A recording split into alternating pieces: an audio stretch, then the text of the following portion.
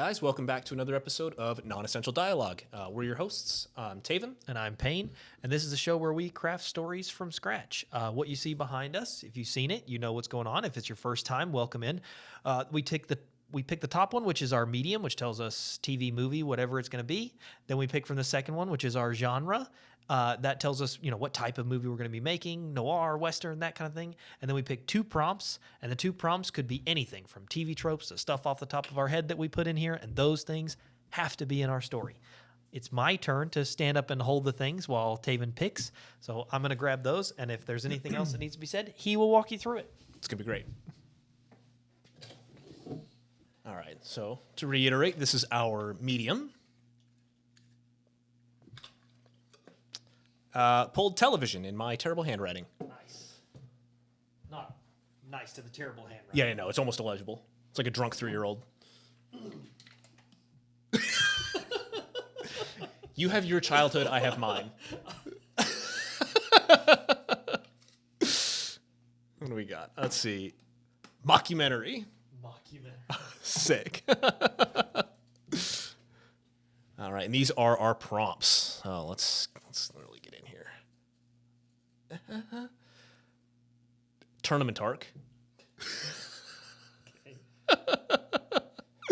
I'm sure not the tournament arc you wanted to have. Nope. And what are we? And amnesia. Amnesia? Okay. Yikes. All right, so we've got, this is going to be hard. We're going to make a TV show pilot today. If you haven't watched before, when we pull television, we typically just focus on the pilot episode, and then we can do world building we'll do world building, obviously, but we'll worry about the expansion of the universe for a later date. Mockumentary, tournament arc, and amnesia.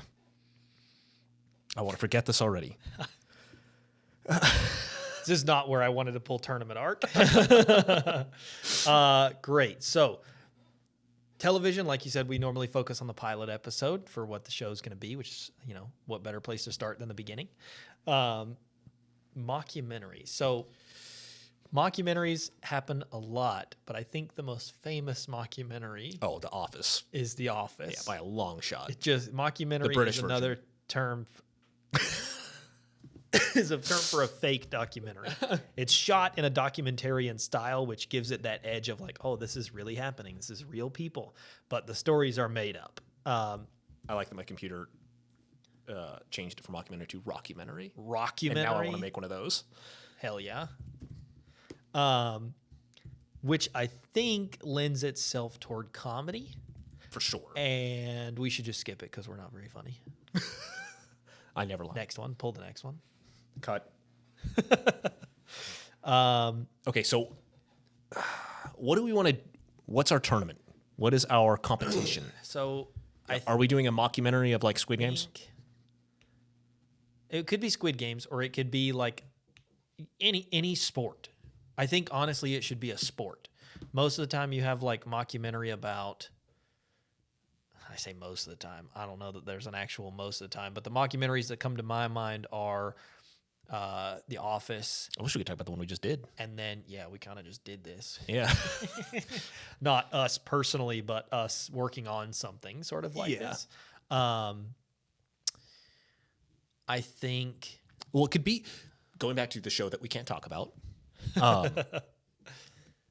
they kind of had the right idea, not necessarily for the particular thing that they were doing would work for us, but it could be a sport. I mean, you look at like a mockumentary of Blue Lock or a mockumentary of basketball. Yeah, I don't think that tournament arc necessarily happens to. I think that whatever in this show could be a tournament, and I think that that's what lends itself towards sports. Or do they all forget that they're in the place? I found it. Oh yeah, I found it. Oh, this is quick. Let's go. What's our other one? Amnesia. That's difficult. It's let's not make it difficult because it is, yes, but that's assuming that everyone has amnesia and not one character of our mockumentary has amnesia, which could be funny. Sure, that could be fun. This one guy has no idea where he is or who he is. One guy. He's just real good at soccer. lends itself to this. So this is like a writing / world building podcast. I like to think that we are a step ahead of those YouTube videos that are like, here's your act story. Here's how you write it. Here's the thing that you should never say. You should never say.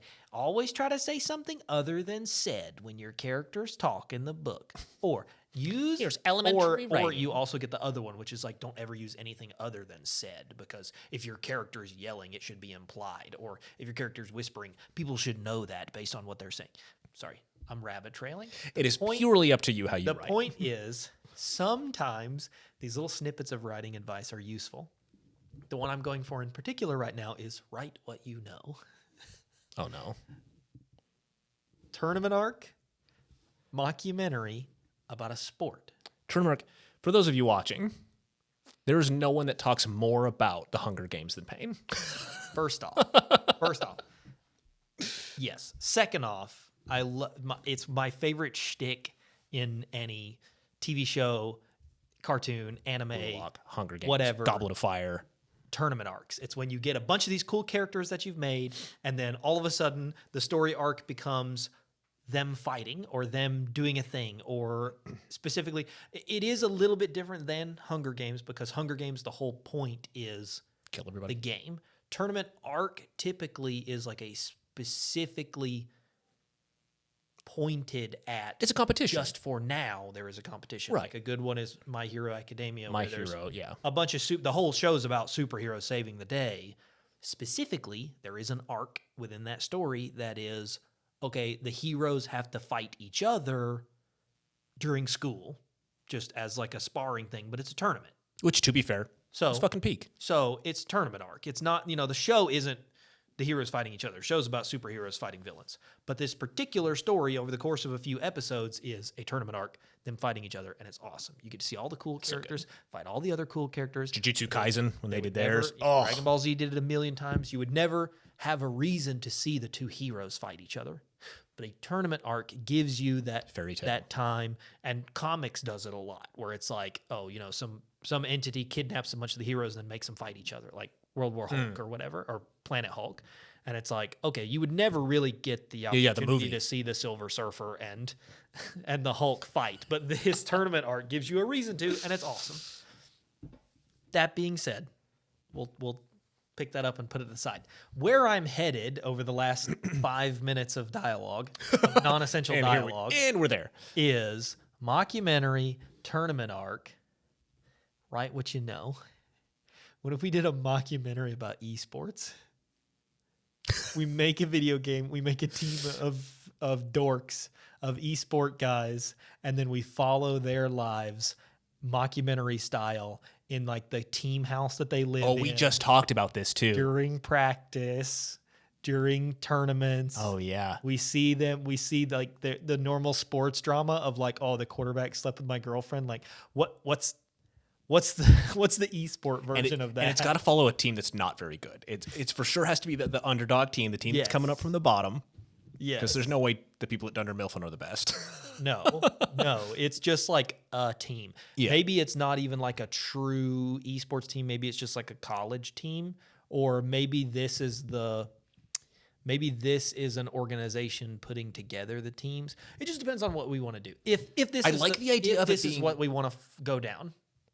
Sure. Well, let's dip our toe down that road. Dip our toes in the esports. Yeah. mockumentary. So I like the idea of it being like collegiate. It's kind of fun because then we're not isolated to it just being the game and their esports frat house. We get a little bit of like college going on as well. We can add characters, we can add teachers and things like it's important to think about when you're coming up with a TV show is where you can expand, right? Because eventually you run out of stories to tell here. You need to go somewhere else. So if we go down a road and we're stuck, we can easily pull from somewhere else that is familiar and there.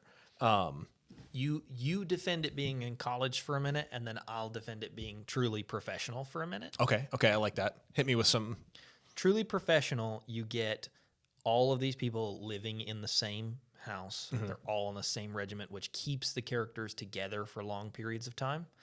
but also you put them in a big enough house that they can go do other things. So it almost becomes like what we were talking about even more a minute ago, a reality show like The Real World or whatever. It puts them in like the same situations, but also you can leave to go do other things. They have a group outing. They have a team building camp. They have like, and then you get to have a bunch of dorks in an outdoor excursion camping for team building activity.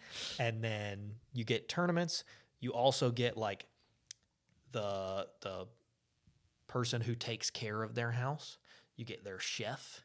You get some esports casters. You get some mean people from another team. You get like the people that run the company, or like maybe the esports face liaison between the actual company of the game that they play, that just like is always like changing the balance of stuff, that just totally fricks the game all up. Everybody crashes out. And everybody crashes out over it. And I'm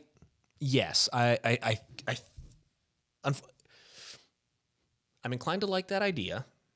There are a lot of overlapping similarities there. So I think it's more of a pros and cons of collegiate lifestyle as opposed to professional lifestyle.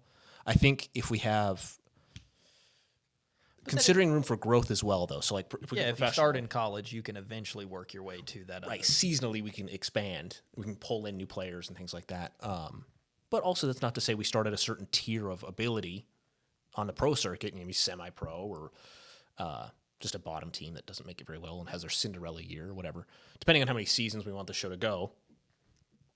But I think with collegiate, there's also that like I like the potential for comedic drama within a college as well. I like the potential for comedic drama, but I also like that this gives us the ability to just roast the whole esports subsection of esports alive. But also it can give us the opportunity to give like tiny glimpses into what it is actually like. And it's like, imagine like esports, people complain, but we talked about this at work the other day where it's like people just roast the hell out of them. And then you've got like Faker, who's worth $11 million because he is the best at what he does. And there's an audience for it. Even if you're out there watching this going, who watches video games? Tons of people. Ton of people. They rake in. They pay thousands of dollars. They rake in Super Bowl numbers watching these tournaments. The League of Legends World Championship. Tons of people. More. It's like twice the amount of people that watch the Super Bowl watch the League World Championship, which is crazy. But like there's money in it. Yeah. But everybody wants to roast it and make fun of it until you realize that the reason you go to football practice, you can have, if you think about it. You can have 2 practices a day. You can go in, you got your morning workouts. Hell yeah, I get those 2 a days. Yeah, you can go in, you get your morning workouts. Then you do your actual football practice that could last 4 hours, something like that. Yeah. And then you've got maybe a personal workout in the evening. That's all together 6-7 hours of your day. That's just like all workout, physical labor, football. Esports, you don't really have that problem. You don't get tired physically from doing it. So that means you're hitting more mental fatigue. It's mental fatigue, but that means that and sore ass. Some of these kids are playing the games 12, 13, 14 hours a day. That's true. To get better at it. And if you really want to be the best, everybody else is out there playing every waking moment of their life because you don't actually get tired. So these kids, and you're not sitting in and kind of to push towards going more on the pro circuit as opposed to collegiate, we've got more dedicated time. My thought process within that too was like on the collegiate side, we would have more time away from the game itself, and more the players in their day-to-day life. But I think there's always room to. It's our fucking TV show. We can adjust the rules how we want. So I think we go. I agree. I think we should go the pro circuit because then we get to just be in it. You get to just be in it. And the mockumentary thing makes more sense because it would be more likely for a documentary team to follow around a professional team than to just follow around a random Otherwise, it's team. the AV club. Yeah, and then you have to find a reason for them to follow someone for the professional scene. And it would have to be like a specific player, star, or whatever. Yeah, and his team. And maybe it does start out as, I mean, it certainly could. If you wanted to go the college route, it could start as watching one particular player that's really good on this college team, and they go to make a little video about him, and then it expands into something else, and then it becomes like a documentary about him, and then he moves on to the professional scene. But then you have to, at some point, season 2, you have a whole new cast. Yeah. I think, do we go, so for we go professional, do we go the Chad Powers way? A plug. If you haven't watched Chad Powers on Hulu, go watch it. It's phenomenal. If you haven't, Careful, not every episode's out yet. no, just the beginning. We got our star player. He's amazing, but he's a wad. Like, causes their team to lose something, or doesn't show up, or is too drunk, or just like is so full of himself and thinks he can do something that loses the game, whatever. But our main character for this team. We start out with this documentary team following him, picking up at at Worlds. And he loses, and his team kicks him off because they're sick and tired of him. Doesn't matter if we're getting to Worlds every year. You're costing us. What if he's already? Or he's won, and now he's tired of all the. He wants to be able to start over. And then he does like a hoodie and glasses Unabomber outfit, and joins another team. I think that's too close. But you get it's too much. What I do like though is, what if he's already a very good player, but there's a bunch of people like this in Apex. There's a bunch of people like this that play professional Apex that are like, I would never want to play on a team with them, but they are the best. And they are, one of them in particular is probably one of the best players that has ever played the game, and is a jerk and has gone through a bunch of teammates, can't keep anybody around because people, teams will sign this guy because he's the best. Right. And they'll fill out a roster around him, and then by the end of that season, all those people will hate him, and the next year they have to build a new roster around him. And you keep him because he's the one that keeps viewers. He's the one that sells merch. He's the one that's good. Yeah. But so everybody else around him doesn't like him. So kind of that same direction of the star, but it's... I think we go differently, and maybe this person has just been traded to the new team. So maybe there was supposed to be a mockumentary or a documentary about this team, and one of the, like, as the people are supposed to show up, I think our pilot is, the documentary is supposed to start, the camera crew is showing up to the first day or whatever that they're supposed to shoot, and they're doing the interviews or whatever, and that's when the players have just been told that one of their players has been traded. You get that, and this you new get that guy looking down through the next room with the shaky cameras, and like, fuck all you guys, bro, and the new guy nothing without me. And the new guy's coming in, and I think it's somebody that they really liked teammates getting transferred. And they're bringing in, the company has bought. Oh, like they traded the bad player or their player for this guy. Bad play, for the jerk. And the jerk's coming in to be their whatever. That's kind of funny. Team leader. That could be funny. Is just a douche. I like that because you got to have that guy that's amazing. Is so good at it. Yes. And he's just the worst. Just the worst. Because then you get like the coach who's funny, you get all the players who have their little quirks, and then you have just the jerk. And depending on what we decide for him later, we can either have him stop being a jerk and be a good teammate, or like just be the worst and hope they can find a way to trade him. I think he's got to consistently be like the Dwight Schrute. They're like, what if we use this tactic? It's like, no, you're wrong. It's this. This is what I've always done. Yeah. Yeah. They're like, well, typically and he's like, I don't care. I'm doing exactly what I'm supposed to do, and you guys figure it out. Yeah. And it's funny because I like the idea that this game, the game that we use doesn't matter. We almost never even need to see the game. So there was a show that is a lot like Chad Powers. It's called Blue Mountain State.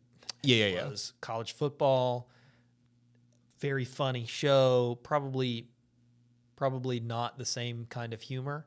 Sure. But a little more raunchy. Just raunchy and like more, juvenile, very college humor, still funny. Yeah, college humor, definitely college humor. but you never saw them actually play football. You'd see them practice. Oh, They'd yeah. be in uniform.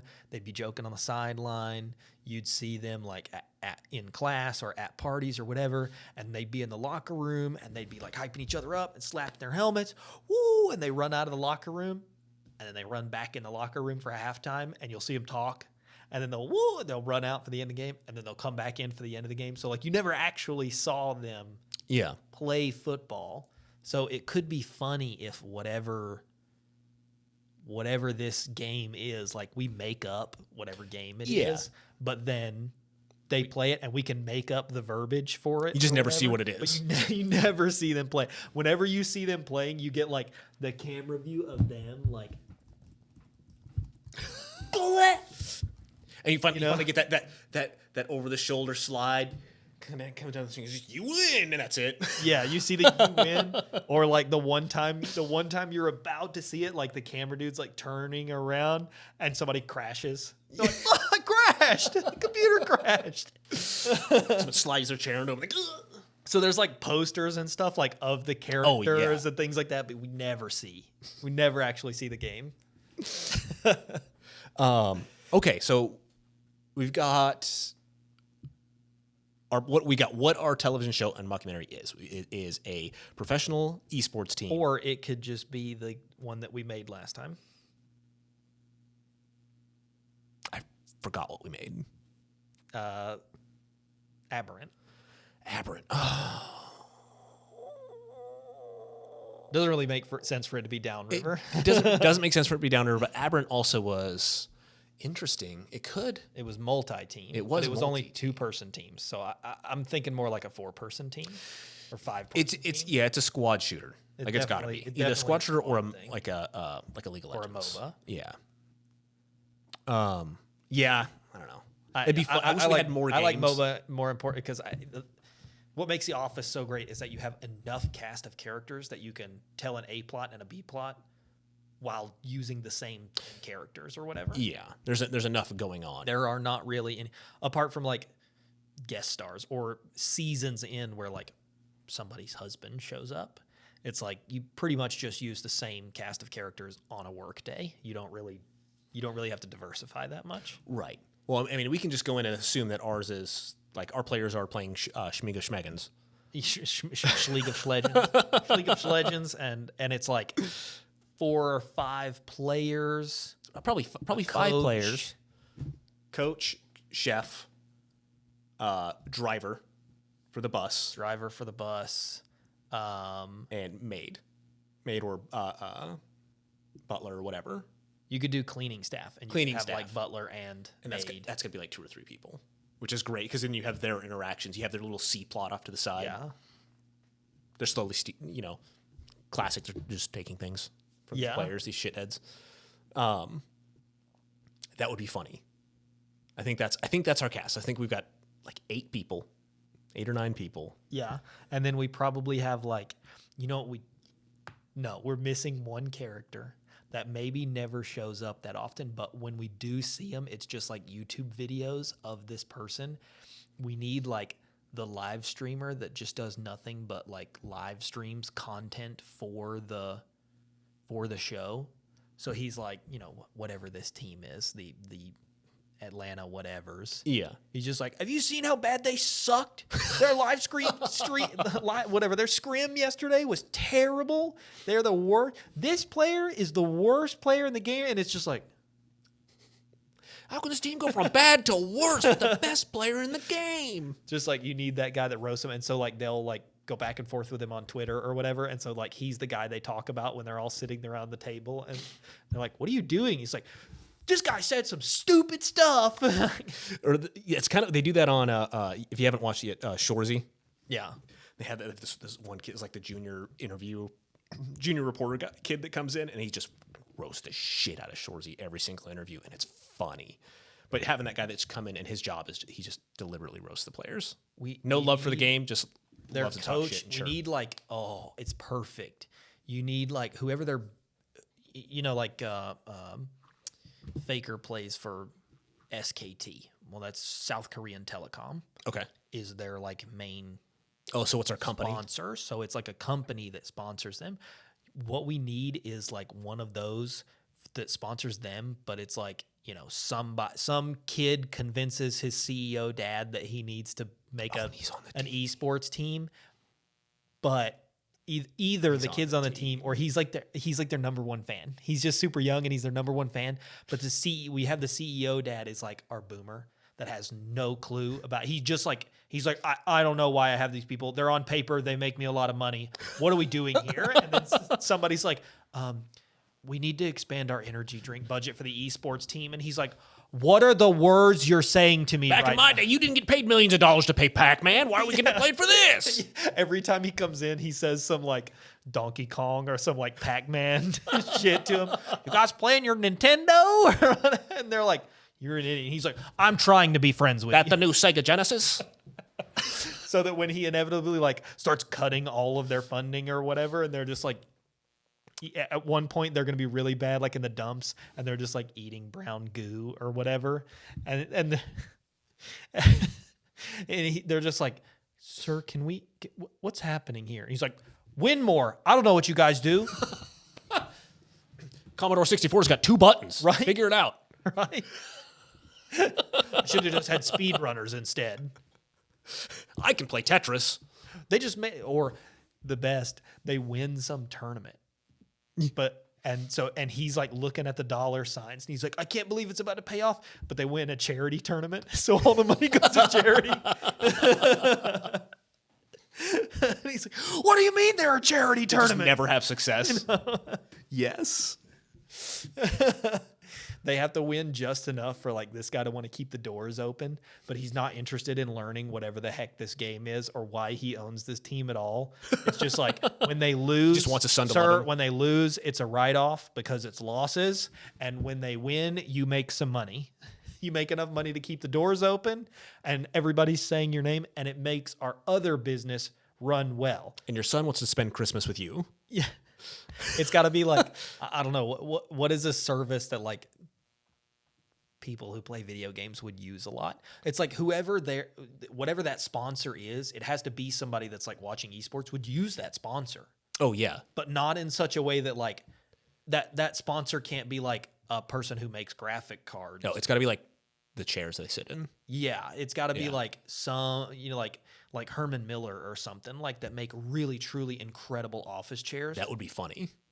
But like, and it can't be associated with video games either. Like, yeah, you couldn't use wormwood. There are definitely like gamer chairs that get sold that are terrible chairs. But like, if you're gonna be sitting at a desk all day, you want a really nice chair. Yeah. But like Herman Miller probably doesn't care about esports or whatever. So it's just like, you know, all these players use the headphones or the chair or the desk that this guy makes, that this company makes, and he's just like, yeah, I don't understand. Our sales are up. The team makes no money, but our sales are up. And when they lose, I can write it off. Got a bunch of 24-year-olds buying these chairs. I don't know what the hell's going on.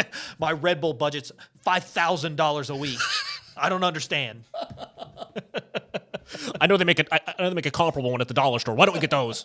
Why do I have 17 Crunchyroll subscriptions? I don't know.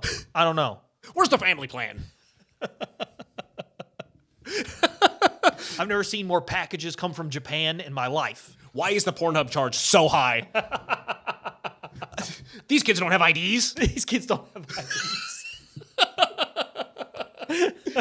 We're in Georgia. How are they getting on here anyway?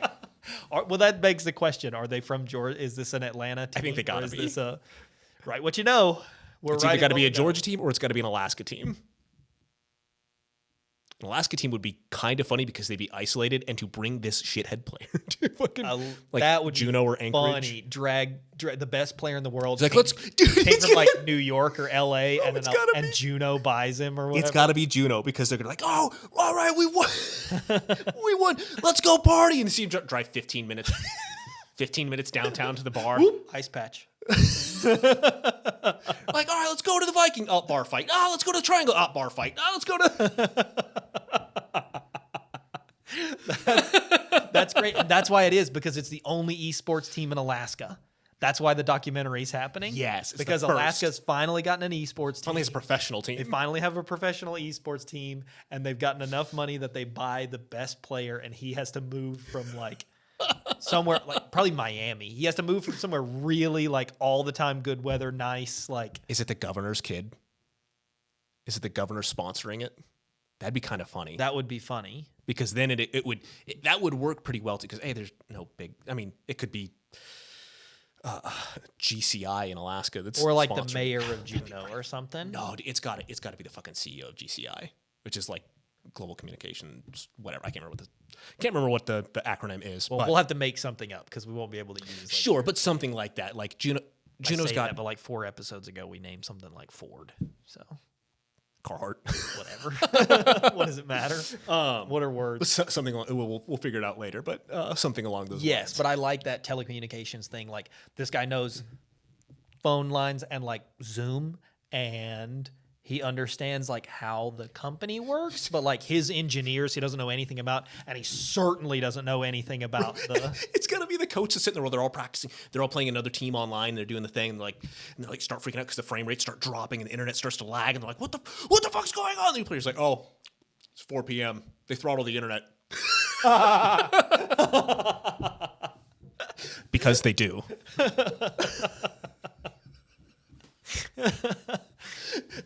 Cruise ship came in. Power. The network's taken up. Network's taken up. Network traffic's too high, and then just like everything in the room.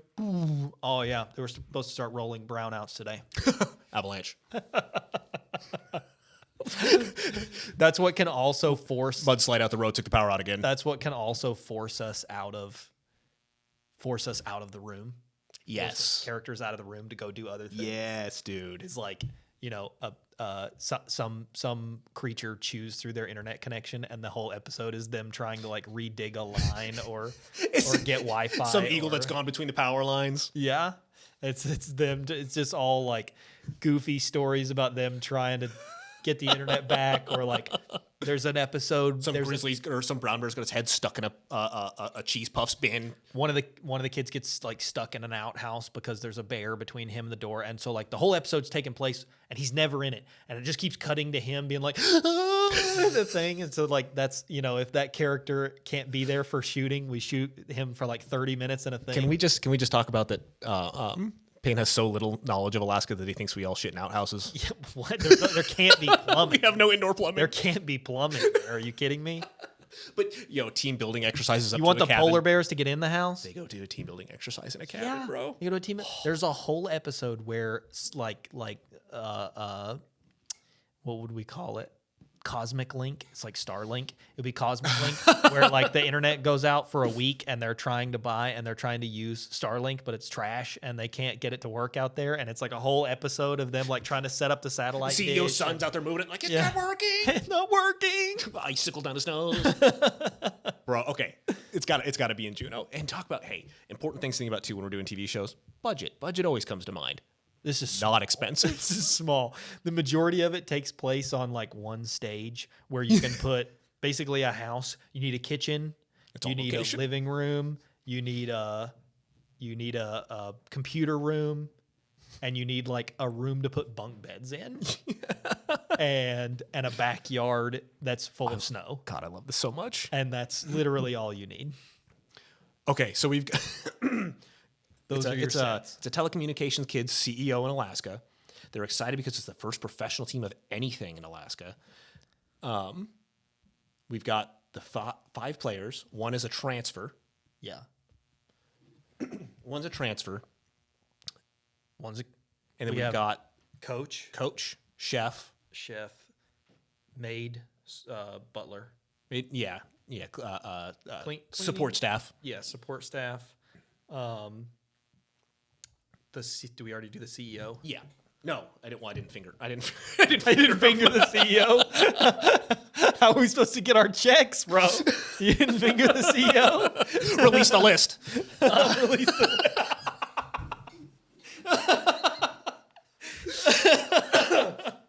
Oh fuck.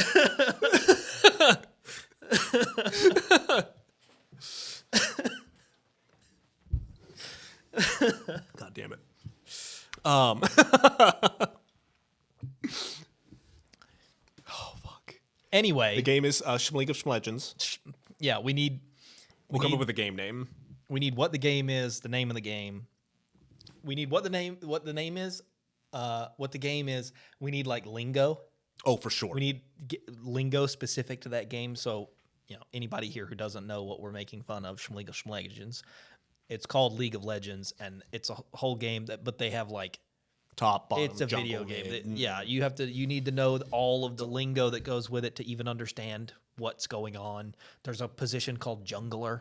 Like if somebody was just like, It's hyper specific. if you just read a paragraph about the game, it would be like when you see those really poorly written fantasy novels that are like, and then the Schlingens went in the fourth age of Schburger to get the cup of from the Schming people, and everyone knows that the Schming people are and it's like, bro, you lost me. We gotta have the players with Only make up 9 out of 10 words in a sentence before I'm lost. because we got to make the video game characters, some of them, right? Sure. For artwork and stuff like that, and they've got to have like each player's like when they introduce them, like, Oh, yeah, and there's like the 2 favorite players, and there's the one guy that's like they get to like the third one is like, and it's just like gooner bait on both sides. I think that's our big dude. That's our like biggest guy there. He's like actually 6 feet tall. He's like a huge dude. That It's like, the BBL and the Tiggle biddies behind him. He's like the guy, and it's the Loli. It's The Loli. He's like this huge dude, and then it shows the character he always picks in the game, and it's like some cute little girl in League of Legends. There's a little cute little girl that has a teddy bear, and it's like one of the characters, and it's just like, it's great. It's great. it just kind of cuts everyone just like. And then there's got to be Cuts like to the film crew just looking at him like really? what? There's got to be like the one girl on the team, and she plays like the big beefcake dude. She's playing Garen. Yeah, the big justice beefcake guy. It's great. I love it. So we got to come up with the characters. We got to or our characters or players. Excuse. And then a handful. I think just our players. Like a handful of characters. A handful of just. And again, you never see the game, so just like a handful of whatever characters, what they look like, and then like whatever their role is, whatever the roles in the game yes, are. And top, power, bottom, and then just like random words that they're gonna say that even people that know video games and know there's lingo, you're never gonna know what it means. Yeah, on me, coming. You're never gonna. It's know that it. shit, dude. You're never gonna know what Instagram it means. videos. They're gonna be like, I'm jungling. Oh God, bring it over here. Oh, leash for me. And it's like, what is this guy? Gank him. What is this guy talking about? There's going to be those, but like even the people that know video games and know esports are going to have no idea what these things mean. They're just very strictly for this game that doesn't exist. We need the supporting staff names and a little bit about them, and then a little bit about the company. Support staff for sure, 100% are like they're like 2 Russian people that came over. Every tourist season, you always get like people come from all over the world during tourist season because the tourist job market is crazy in Alaska or in Juneau. What if one of them's like secretly a traitor and is like sending their practice tapes to the other team? I just remember working in restaurants in the back, all the support staff being Russians. Yeah. And being like, what are you saying? Something like that. Yeah, they're. One of them is just like secretly recording tape and sending it back to the Russian team, the Russian national team. I love it. Yeah, this is great. What are we forgetting? You get just like the random thing. You get like random whenever that character is alone. The whole mockumentary is like secretly the people doing the mockumentary. Well, you can go 2 ways about it. You go 2 ways about it. You can have secret mockumentary people recording it. And like, peeking through the window as this person's like, yes, I get the video of them. I send it to you now. Their jungler is practicing new strategy and sends it. That's problematic. Or you go the other way about it, mockumentary style, which is like the Scranton Strangler. Yes, where like you never show it and you never see any. But you're sure it's Toby. But like. Yeah, but you're sure it's Toby. There's enough little things around for you to figure out what it is. I think if the audience pays attention, then you can see the like C plot is There's something up Every once in a while, they like snap zoom into the background, and he's just kind of like just pulls a USB in the background, pulls a USB stick out of their computer. Yeah. It's like if you do the math, you can figure out why this team that always beats them is because they're out on a thing. He like stuffs a USB in a dry bag and throws it out in the water. Yeah, and then whenever that character eventually leaves the show or dies or whatever, that's when they finally beat that team. Yes. Yeah. They're our rivals. They're the rival. We never beat them. So we've got we've got them. We got what do we forget? I feel like we're forgetting something. So we've got a pretty strong idea of what our characters are. Got a pretty strong idea of the characters. We just need to like flesh them out. Yeah. We know who our business guy is. He Right. is the boomer that has telecoms guy. Boomer that has no idea what video games are. Yeah. Past Pac-Man. Okay. Is the kid that convinces him to For sure. buy the team? Is his kid on? Do we want to have the kid on the team, or do we want to have him like you said, like the biggest fan? I think both could be funny. I think that it's one of two options because you can't do both. But if he's on the team, he's on the team forever. I think it's one of two options because I don't think you can do both. Mm-hmm. I think it's either the transfer is the best player and it focuses around them not liking that guy, or or it's a nepotism hire and it's the kid. The kid is the transfer. It's kind of what I was thinking a bit there as well, because I like that idea, and it would be kind of funny that he like bought his way on it. Everyone hates him for it. I also like, the little kid at the beginning of Chad Powers, that's the little cancer kid that's like, you're my favorite player, I also like the idea of having like a 6th grade kid that's like, oh my gosh, I love you guys.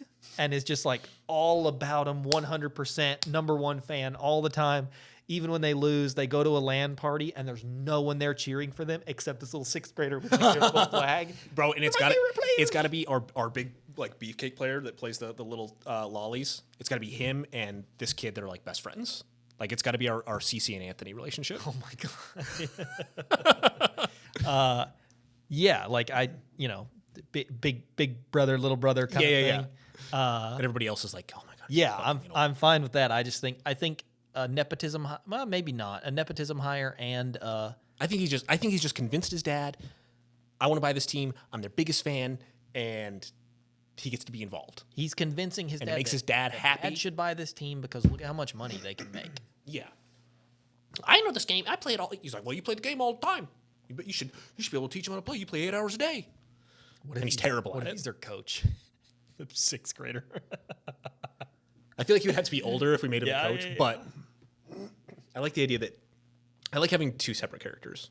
Yeah. Just to diversify. I also like his 2 But I think because he is the owner's son, like if he makes a suggestion. The question is the game new or has the game been around for a long time?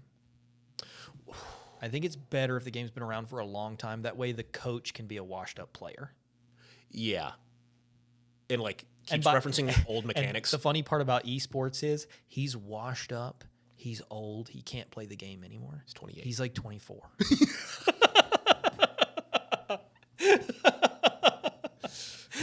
Oh, that hits home. Me every time I turn on Call of Duty now. Yeah.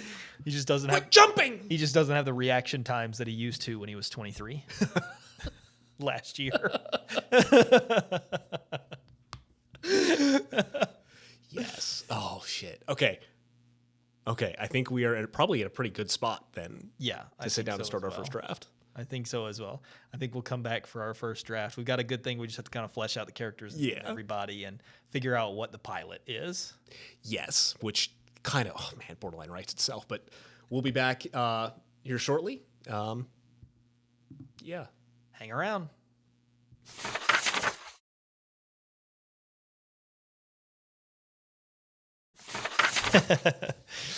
All right, guys. Welcome back to the first draft of our mockumentary episode. Yeah, the old mockumentary. As you can see, we are dressed differently. We are now... It has been a few days. It is Halloween now. You'll be watching this on Monday, hopefully. Yeah, you'll be watching it just after Halloween. Just know that for us, it's now. We've worked a couple of days since then and some Saturdays. And yeah, bear with us. We are recovering. It is, we're still a little We're still a little messed up, and we will continue to be messed up for the next couple of weeks on this show. But that's not the show that's important right now. The show that's important right now is Chad Powers. The final episode of Chad Powers came out. Baby. So, rocking our Chad Powers merch. Fucking fish on me, fish on three, Fish on baby. me, fish on three. Our what's South Georgia University merch. SGU. Final episodes of Chad Powers is out. We can finally talk about it a little bit. If you haven't watched it, it's on Hulu. Go check it out. It's good. Phenomenal show. Glenn Powell's incredible. Yeah, Perry's amazing. We worked on it. It was a highlight of my career. It was the most fun show. You do this job, film, if you were unaware. And we work a lot of jobs. We work a lot of day play shows. We work a lot of short things, long things, shows that are really, really hard. And Chad Powers was hands down the most fun I've had in my entire career. That was the most fun show I've ever done. It was hard at times, like sure, physically hard, but like never hard in that hard to get along with other people. Like everybody on that show was great. Pushing sandbag carts across the stadium, the turf. Ugh. Everybody on that show was great. Like it was such a great vibe the whole time. There are some brutal shows that hands we've down done the most fun I've had that have been absolutely miserable every second of every day. And you wake up in dread. And it was like, that was the only show in my career that's ever ended that I was like, oh, dang, I wish it was another couple weeks, you know? Yeah, hopefully we get another season, and hopefully we get the call back for it, because I would kill to come back. Yeah, that was, even if we don't get it, whoever gets it, you're in for a treat. You're in for a treat. It was a lot of fun. And you help us get another season by going and watching it on Hulu. Exactly. So what are you still doing here? Wait, don't leave. Wait. It'll still be there. It'll still be there when you.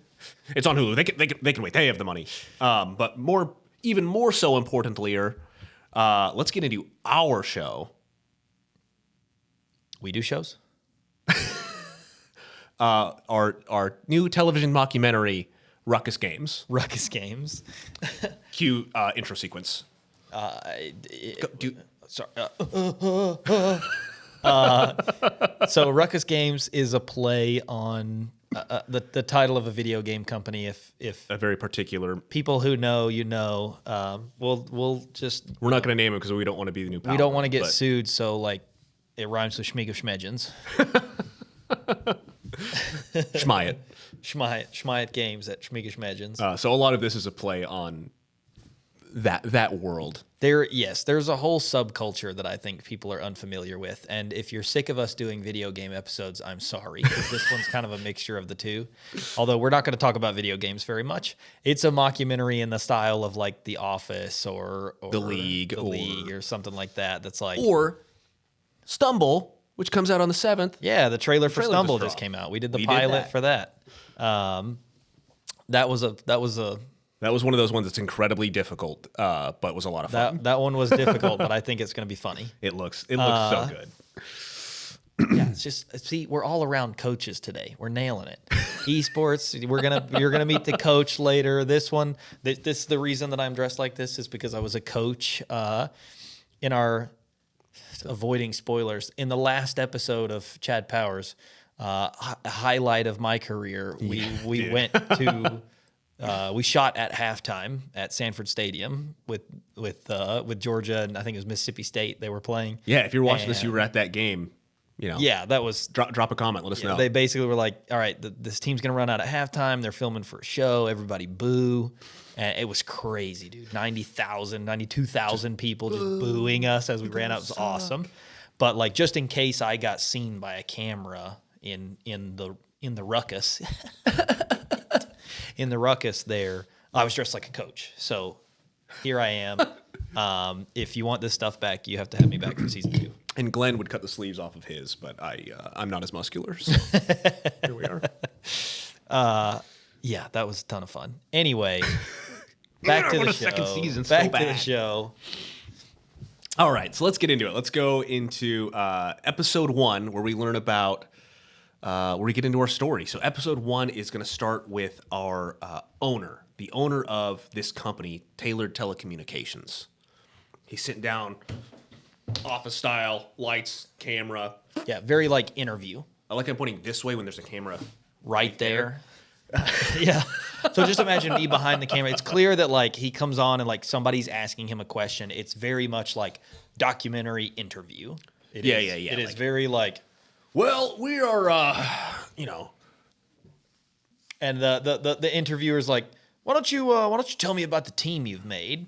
we hire some of the best around. We've pulled people from all walks of life, masters of their craft, experts in telecommunication and running cabling. This is the owner, and like down below his little banner that says like Howard Taylor, owner, Tailored Telecom. Yeah.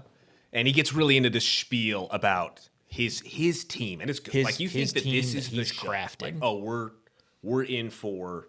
And he launches into it, and he's like, well, it takes a long time to build a team like this. It takes really years of communication. Pull yourself up by your bootstraps. And building pull yourself up by your bootstraps. These are my guys. We got Albert, who I met running cables and whatever when we've just started. We were both linemen. If you're gonna run lines through the mountains of Alaska, you need. It need Jeremy in your pocket. cuts from like guy in a suit in his CEO office to like dude, boots on, clipboard, like guys running up towers and stuff. He's like, and then we've got Frank, who is our logistics guy, and like cuts to him in the warehouse. Like we know anything about telecommunications. He's pointing at all kinds. Yeah, what are you talking about here? I have a cell phone. There's like a fiber optic cable somebody's winding. You still can't get Google Fiber at your house. They put it in a year ago, and the address still comes up with nothing. Nothing. Still can't. I get emails every day. Hey, switch now. It'd be cheaper. I would love to. I would love to Google Fiber. Anyway. Speaking of telecommunications companies, for being a telecommunications company, they're very, very poor at telecommunicating. They need a better manager. They need Howard Taylor. Call PR. They need Howard Taylor. Anyway, so he's like, this is Frank, and, shows this guy. And then he's like, and then our head of business, such as, and, cuts to like dude in a perfect like Italian suit, in his office, like smoking a cigar or whatever. and he's like going through all these guys. And then at some point he's like super into it, going through it. And the interviewer's like, well, we got to get the whole intro sequence. Yeah. Like the full like song intro, like the Office intro, it goes, and then what? No. Yeah, you get like the hard record scratch, and they're like, no. And it cuts back to him in the interview chair, and the guy off screen that's clearly doing the interview is like, no, not that team. The Greater Than Gods team that you just purchased. Your esports team. And he's like, what? And then we get a whole new intro. Then we get a whole new cut, and like during the music or whatever, he's like, you should probably talk to Jack for that. And you get a weird little intro thing that's like way goofier, and you cut to we get a nice walk and talk with with Jack Gordon, who is our coach, and under it in the same little thing that was like Frank, the whatever guy, or Howard Taylor CEO. You get Jack, and then in quotes the Ripper with the I and the E's replaced with ones and threes and like old school leet speak. Yeah, and this guy's like, which is sorry for those of you that don't play video games and are watching. It's his gamer tag for playing the game. So he would have been a former player that is now coaching. The name that he goes by on all of the games that he has played was the Ripper, with like underscores. Leet speak is a whole thing that you'd have to know, which is like, way back when, if you tried to get an email address but somebody already had Tavyn, you'd flip some letters with numbers. They would replace the A with a 4, which kind of looks like an A. Like a capital A, and so it'd be like, oh, Tavyn, but the A would be a 4, and they called it Leet. You could just be Elon Musk, and that's how you make it. Who knows? You've reached the peak of my knowledge of this thing. Anyway, so that thing is kind of like an elder millennial thing. So this guy's like probably too old to play video games anymore, but he's the coach that's been hired for these guys, and it's a walk and talk with him through the house, and he's like walking through the team house, and this is where all because everything's on computers and everything's like the team has to be together. And unlike sports where you can only practice for a few hours a day, like it's just playing on a computer. Just in a room. So these kids can practice 12 hours a day. So it's actually kind of crazy and like it's crazy a little unhealthy that they actually do practice that much. Was it hour on 20? They all live in these houses and they do tournaments from these houses, and then they'll go to like in-person tournaments later. But Anyway, so the whole team has been moved here, apparently, that's been purchased. And he's like, let me take you through our team house. And, opens doors and whatever. And it's like, this is the kitchen where all the teams, and you get like the people that are working in the kitchen. They're like, oh my God, why are there cameras here? What do I do with my hands? And he's just, the coach is very animated. Someone just stops picking the steak up off the floor and yeah, throws it away. for sure. Somebody like puts it on, like you see them pick it up and put it on the grill. And then they're like, put it a dog bowl.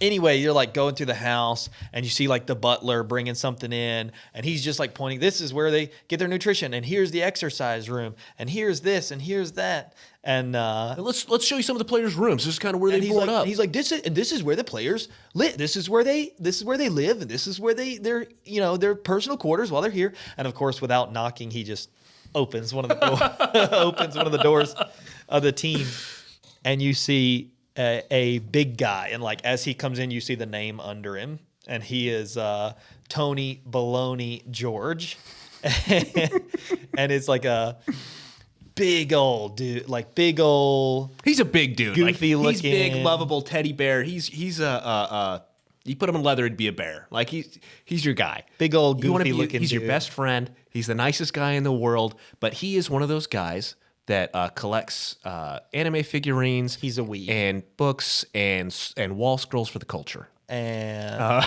yeah, so he opens the door and you see like Big Tony, who's like dusting his anime figures, and he's got his waifu pillow in his arms, and he's like, "Oh, hey, coach," and he's like, "Oh, I didn't know you'd be in here, Tony. Hey, Tony and Kimiko." And he like takes the hand of the waifu pillow and waves at it. For those of you who don't know what a waifu pillow is, aka a lot of the people watching, it's a body pillow that has like a. I think you have higher expectations of our audience than we should. Think that they were all sitting there with their waifu pillows going, we know. You don't have to take that, Kimiko. Turn away. Anyway, it's a body pillow with a lady on it.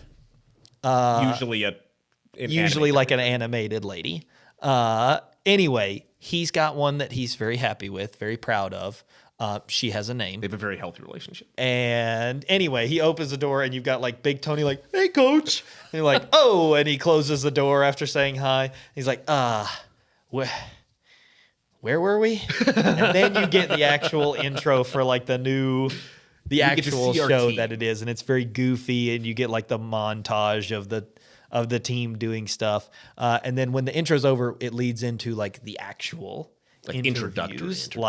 Like we start, it's a parody almost of the beginning of the show where it's like, here's the team, and you got like the really cool team. It ain't that show. The opposite. Then you get the real intros from everybody. What was it on this? We just watched the trailer. What was it on Stumble where she goes and like the team's doing all these backflips and shit. It's crazy, and she's like, "Oh yeah, my team's amazing. They're incredible. I trained from the beginning." And they're like hit the ground, and she's just like, "No, not those. Not these guys. This is who I have now. This is different." Yes, very much so like that, where you meet all these players, and the first. So we start with Tony. The first guy we start with is Tony. So you've seen him before. You see him now, and he's very in his chair. He's still got Kimiko, and he's doing his interview. He's an unashamed individual with his emotional support plastic. Let's call it. That makes it almost sound even worse. Doesn't sounds so much worse. Yeah, I gotta go to my room and use my emotional support plastic. Imagine bringing that in the airport. No, it can be on the plane. Going to a restaurant. I'll be on the other side of the tunnel, Kimiko. Just wait. Just going through the X-ray. They hit the black light. What TSA you go to that has a black light? Don't you kink shame me. Don't you yuck my yum. Gross. I hate it here. We'll see you next time. Yeah, sound cuts. Hey, Payne, can I see you in the kitchen for a minute? Can I see you in the kitchen for a minute? We have some stuff to talk about. We have guests. But so we get to see the emotional glue that Tony is as a person. Yes, but yeah, it is funny, but you learn that like Tony, like even you just like watching him care for the pillow and like show you his figures while he's doing the interview is like, all right, fine. I don't want to love you, but I love you. You're great. But behind each player's interview as they go is their it's hard to say the character's character. The character's character. the So the character that person that we have made plays in they the each game. play a character in the video game. So for not knowing anything about Schmegans, there's a whole bunch of different champions, and all the different champions that they call them are characters that you can play in the video game. Each of them have a different skill set, and those different skill sets make them more useful for one job or another. Yeah. So they'll have that character behind the player. Kind of like who their main, their favorite character that they play. So for Tony, the character that they're most known for playing, that they Yes. probably have the most professional more games, iconic having for it. played that one of the 100 of them. So for Tony, behind him is a Loli angel, who is known for her I feel heals like- and sweetness and stun locks, named Cupid. I feel like we have to do so much explaining through this one. Would you like to take a crack at Loli, or would you like me to take a crack at Loli? Such a dangerous no. You made it. We made it. I'm sorry. I don't know which one of us said Loli first, but it's stuck. That's probably me. Lollies are small, petite, often more. Good luck. Good luck. Hey, when we get canceled, I'm not here. I'm not here for this. Go ahead. Go on. They're smaller, more petite, youthful characters. La la la la la la la. Just Google it. We don't have Just time. Google it, for the love of God. Just Google If it. you don't know what it is, go on your phone, go to the private setting on your on Safari. Yeah, you don't want and Google tracking that. Google popular lollies. Oh, I'm trying to make it as worse as possible. As bad as possible. Bad as possible. No, just Google lollies. Just it's an anime character.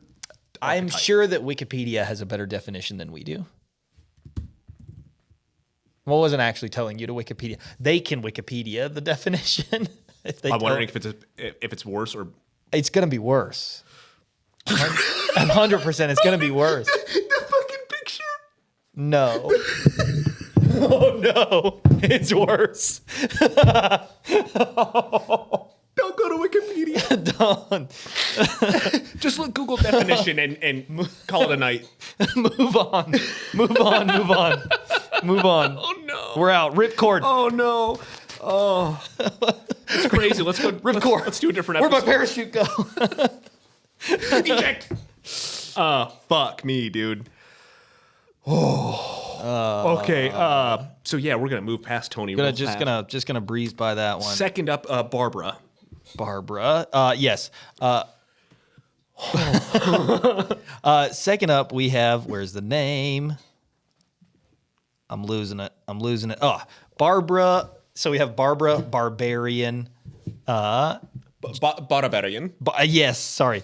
Barbara Barbarian Figueroa. And she is well, we also did we say that he played that Tony? Sorry. Oh, did we he say plays Tony the plays support role. role. So again, In Schmeegschmedgens. explaining in Schmeegschmedgens, some, for people that are watching, some people only know video games as you Call of Duty, you point and shoot. Right, shoosty This boys isn't a and- point and shoot game. So this game, much like normal sports, has positions like a quarterback and a receiver or a point guard, and they have Yeah, they are hard positions. Like this is a they have sure thing. Each character has a position, and we'll kind of explain those positions as we go. Yeah, we'll do them as we hit them. So But support for the is, most part, support is a character class that does a number of things.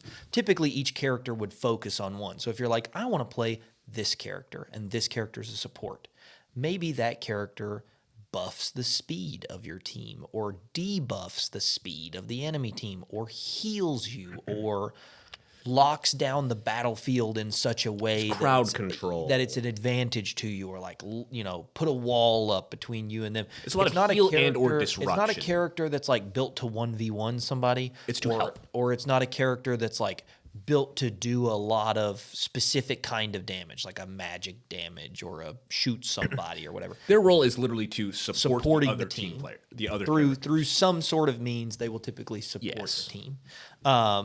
That is Tony's job. That is Tony's Typically, job. And they will hang out with the AD carry, who is typically the highest damage dealer, but the squishiest character of the game. So like that person is designed to like get the most kills. Like you want that person to be doing the most amount of damage, and the support typically hangs out with them. Yeah. Our game is very. It's making fun of a certain type of game, and a certain game in particular. So we'll sort of explain it as we go, but it's very evident that like, oh, this guy is the support player. He's a goofball. Tony Baloney. He's got big energy.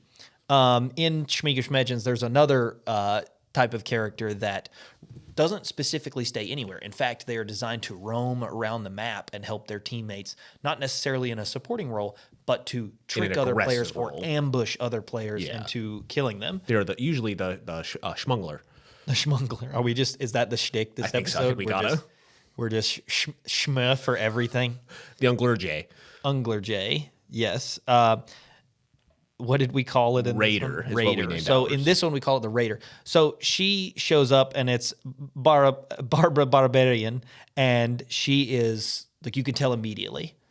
She's spicy. She's spicy.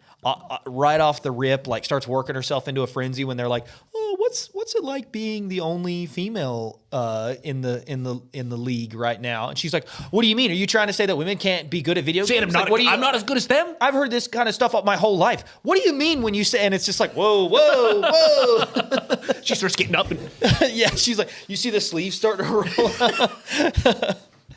Yeah. But yes, very in your face, and very obviously Barbarian comes from somewhere. And this character is like very designed to be sneaking around and then show up in your lane to murder you. Yes. I'm doing good. Sure, no one's bothering me. Yeah. And then all of a sudden another character jumps out of a shrub, and now you're in a 2v1 and you're dying. Yeah. Your speakers are blowing and up. You can't hear her, but she's screaming on the other side while clicking. You know? I'll kill you. And then we have where'd it go? Oh God, I had it gone. Carlos. Yes, What was Carlos's name? By the way, my computer died, so I'm looking at notes on my phone. So when I'm doing this on the computer screen, don't think I'm like geriatric and poking it. Oh, Carlos Pagan Curtis. Yes, Carlos Pagan Curtis. Carlos Pagan Curtis's interview is terrifying. Is strange. So this dude is a nightmare. There's clearly like somebody asking him questions, and he does that weird thing where like, you know when you get a phone call and you answer it and you're like, hello, and it's like, hello, is this Tavyn? And you're like, oh fuck. You're like, another AI. Yeah, and you're like, yes, who is this? And it's like, I'm Frank. I'm with such and such. And you're like, are you just weird and pausing a little bit, or are you a robot? And like he has that vibe where it's like, this is the guy that he's got like the fucking pen. The pens are lined up. He at his mouse and keyboard. His mouse like the cable is. You can see the cable is perfectly straight. Yeah. He's straight back in his chair. The lumbar support is perfectly where it needs to be. He's got his blue blocker glasses. He's just. I'm diving. Yeah, and the interviewer's like, what's it like being in this house? And he's like, it's great. We practice a lot. It helps me be better at the game. All of my housemates are very hygienic. Yeah. And have nice skin. He's like, I like them all very much. Tony's hair is wonderful.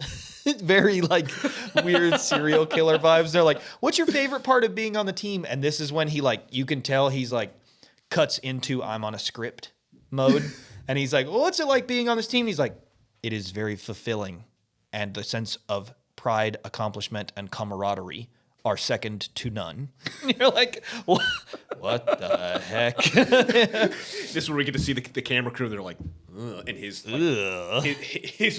don't think there's script is on a whiteboard. I don't think there's any decorations in his room. No, it's brutalist, but like there's like a comforter or something that looks like it might be real hair. like real animal hair or something. It's like, why is it different colors? He goes in and tucks like the tail of a cat underneath the cushion or the comforter. Welcome to my abode. Welcome to my dwelling. We are way too into like the hilarious, and we're like wildly. We didn't say what Barbara's character was.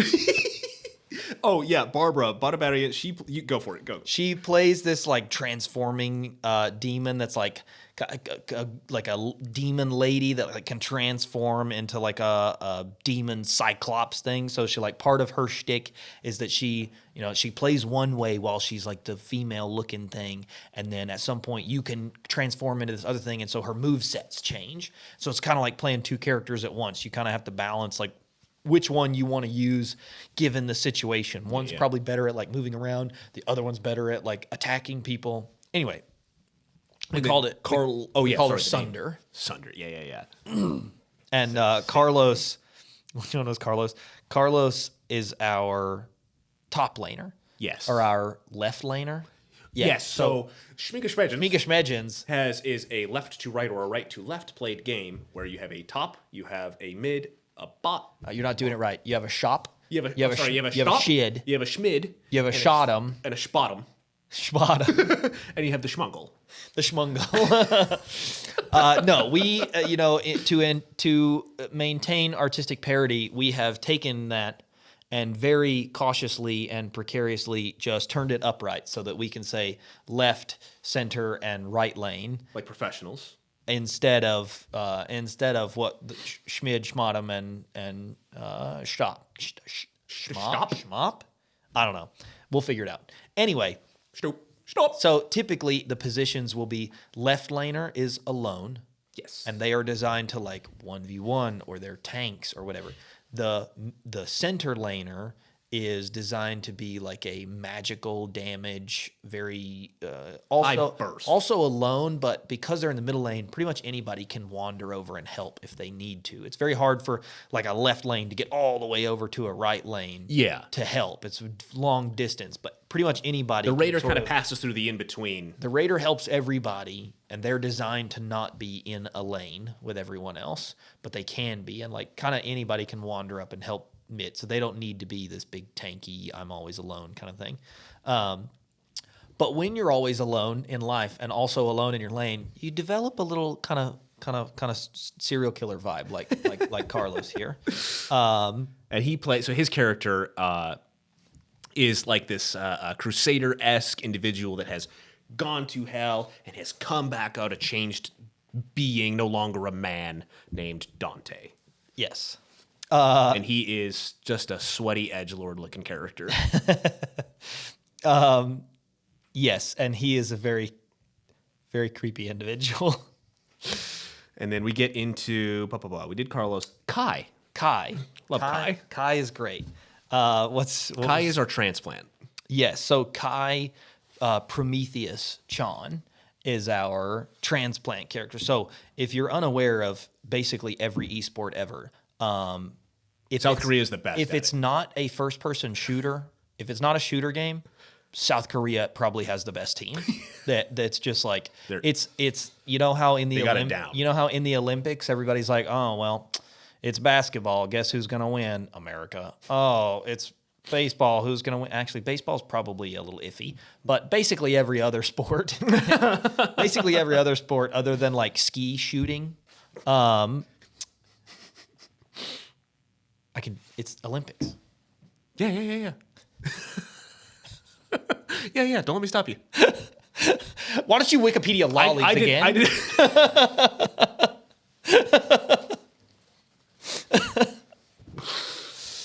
My FBI agent's just like, oh, here we go again.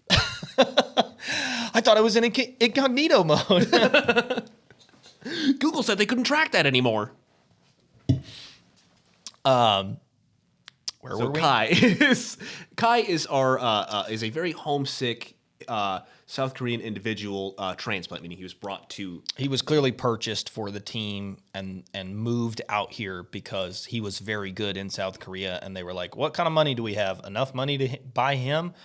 Get him. Let's do it. Get him now. So they bring this poor bastard all the way from South Korea to Juneau, Alaska, to play where our story takes place. Yeah, so if we hadn't said that, to play on this new esports team, the first in Alaska ever, and professionally.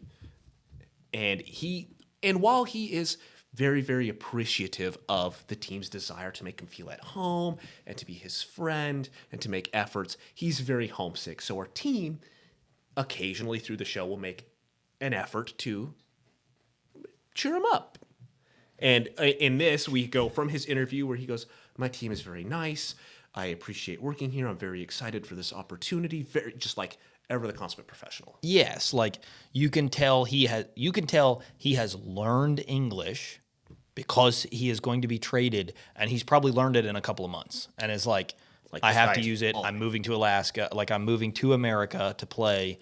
I'm going to be fluent in English, and it's like this is just like very professional, very good at the game. They paid a lot of money for him, and like his room is all like, you know, pictures of home, photos of family that he clearly hasn't seen in months. And then I like the idea, like just like any other like mockumentary or whatever, there's a lot of like cutaway humor. Like, remember when, and you cut away. And I'm sure that was like in our serial killer kid, it's like cutaway to like somebody being like, where did the house cat go? And it's just like him like putting the like The bloodied knife back in his pocket or whatever, and it's like, oh. But this one, he's like, yeah, I'm very happy to be here. I'm super excited for the opportunities, and you know, some interviewers like, yeah, but don't you miss home? And he's like, no, my friends are very nice. They try to keep me from feeling homesick too much, and then it like cuts to them all in the kitchen, and they're like, oh, it's Kai's birthday. We should It's Kai's birthday. We should get him some food from home. Let's make him a real South Korean. Let's order some real South Korean food so that he feels at home. And so he comes, we get the cameraman's following behind him, and he's like, what's going on? And he opens the door like, happy birthday, surprise. And first he's terrified, and then the other like, wait, we got you dinner. We got you and food from home. And it's like, smile, thank you for coming, bag, and they drop it down. Great Wall Chinese food, or like panda wall foods or something. It's like, well, if you're in Juneau, it's the Canton House. It's the nice Canton, Chinese place. It's clearly a Chinese place, and he's like, huh, aw. Like hard cut right back to the interview, and he's like, they certainly mean well. It's the thought that counts. It's the thought that counts. And then we get last and least, we get to our newest player, the best player in the game, where every single last ounce of money that this company had to spend on this team went to this individual. Yeah, we have Kai. Sorry, Kai is our mid laner, our center laner. Kai is our Schminter laner. Schmid laner. Oh gosh, Schmid. Where are they? We're fucking up our own now. Somebody knocks on the door. Are you Tavyn and Payne? You've been served. Oh, try it. Try it, schmames. If we hadn't explained either the way our lanes work, we got left heaven, center is limbo, right heaven. Well, we'll get to kind of keep the theme. We haven't even told them what the game is yet. Oh, so after our interviews, I imagine that like somebody will, because if it's being made a show, they have to explain the game. Of course. So I think once they go through the thing, and once you meet the characters and whatever, then it would be like, and these guys play this, and then it would kind of explain it a little bit. Yeah, I think it for sure opens up on fucking our last player being like, I'm the greatest fucking player of greater than. Yes. So the last one is Jordan Truther1 Woken, and he is, for lack of better, he is the best player at the game in general. So this new communications company has come out of nowhere, and they have probably paid a fortune to start this team. I mean, what does Schfaker make? I mean, like Faker? Yeah. Faker's like the most whatever like he's won the most prize money of It's any insane. esport player. Yeah, like to I put mean, in it's perspective how much millions. money these people It's win, millions. it's millions of dollars. The best player at the game that we're kind of parodying is a multi-millionaire because their team has won the world championships. Like he's like 5 times, I think. He's won it 5 times. It's crazy. It's insane how much money these guys But make. it's millions. And like this guy makes a lot of money because not only do you make money from these things, but also they're all streamers. Yeah. So like they're making money every day just playing on the people watching internet them play with video people games. watching them play the game. And then they go to a tournament and they win a tournament and make millions as well. So there's no telling how much money like some of the players from these different games. And Shmiga Shmedjins isn't the only one. No. There are plenty of games that people are raking in money in. But it's just like happens to be probably one of the most played games in the world. Oh, for sure. But I mean, like, as far as but like especially on, there is serious money in competitive the stage. merchandising, the advertising, because like Faker played for South Korean Telecom, so like SKT is making bank because now everyone knows it. All the millions and millions, like more people watch Worlds than the Super Bowl. Yep. So like millions and millions of people are tuning in and watching this company that sponsors these people be like, whoa. Anyway, the point is this kid, Truth or One, is the best player. So they have purchased him. And it is clear through this interview that whoever used to play their damage carry in this game is like that person is gone. This person has replaced them, or this person was purchased. Either way, they are new to the team, brand new to the team, and they're super over it. They're not even about being here. It's just like, whatever, I'm here. Who cares? They pay me a lot of money. Here's hoping this team isn't garbage. And it's just like, all right, this guy's a jerk. Like, this guy's an a asshole. douche.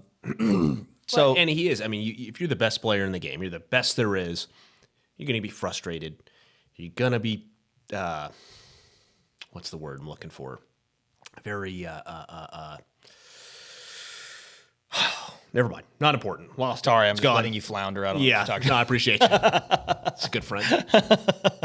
We're rolling on a couple hours of sleep after a 15-hour overnight yesterday. Yeah. Well, I went to sleep at I got home at 7. 6, so I went to sleep at probably 6:30, and my body woke me up at 10:30. Oh, I got home. I had to take Hashi out. 'Cause she's like walking where she's like, it's 6 a.m. I have to pee. So take the little It's dog crazy out. she can and talk.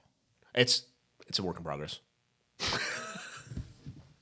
Scared me the first time. That's a lot of treats. Hey, by the way, Hey, speaking of treats, gifts from my folks there. Thank you, Mom and Dad. Appreciate you.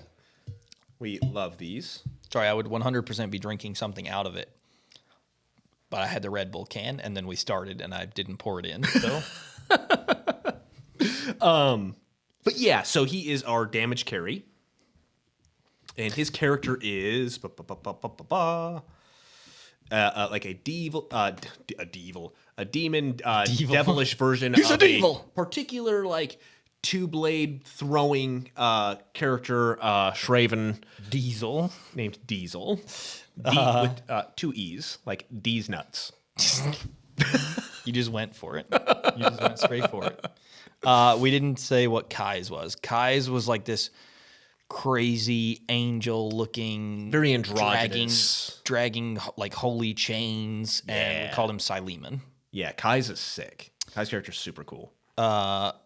So I think that kind of rounds out the interviews, and then it's like, the mockumentary would go, and these players play a game called Greater Than Gods, and it's basically just like, You see the logo, you get the yeah, you get the big logo, and like their kind of like trailer thing for it, and short explanation, and it's basically Shmiga Shmedjins.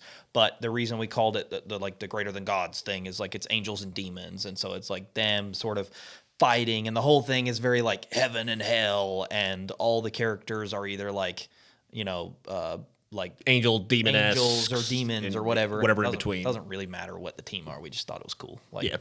who cares? We're That's- sitting on the tailgate coming up with some stuff. That's This is what we came that's up with. don't spoil it. It's don't let literally him- a photo don't on let him in Instagram. don't let him in on the secret, bro. The tailgate? Yeah, that's where all the good ideas come from. Yeah, if you want to have good ideas, go sit on the truck.